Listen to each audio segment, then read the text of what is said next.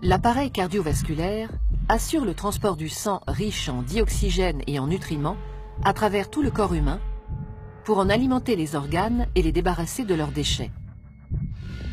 Il se compose de 3 grands types de vaisseaux sanguins qui forment un système clos. Les artères, les veines et les capillaires. Ces 3 types de vaisseaux composent un ensemble de 100 000 km de long à travers tout le corps.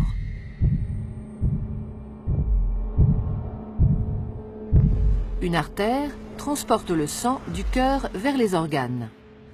Les veines, à l'inverse, le transportent des organes vers le cœur. L'artère est donc un vaisseau partant du cœur. La veine, un vaisseau arrivant au cœur.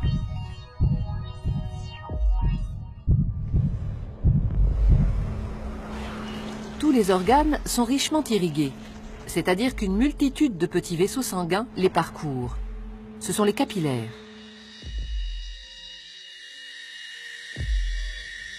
Les capillaires relient entre elles artères et veines dans les organes. C'est donc au niveau de ces vaisseaux très fins que les échanges se font entre le sang qui apporte nutriments et dioxygène et les organes qui se débarrassent du dioxyde de carbone et des autres déchets. Plus un organe est actif, plus l'apport de sang et les échanges sont importants. Les échanges ne sont possibles que parce que le sang circule en permanence dans les vaisseaux en sens unique. Il est mis en mouvement par le cœur qui fonctionne comme une pompe. Ce moteur de la circulation sanguine est un muscle creux et cloisonné. À chaque contraction, il propulse du sang dans les artères. Le cœur possède 4 cavités avec un côté droit et un côté gauche, composés chacun d'une oreillette et d'un ventricule. Le côté droit reçoit le sang pauvre en dioxygène. Le côté gauche, au contraire, le sang enrichi en dioxygène après son passage au niveau des poumons. Chaque contraction le propulse dans les artères. Au cours d'un battement normal du cœur, le sang pauvre en dioxygène, renvoyé par les organes, pénètre dans l'oreillette droite par la veine cave.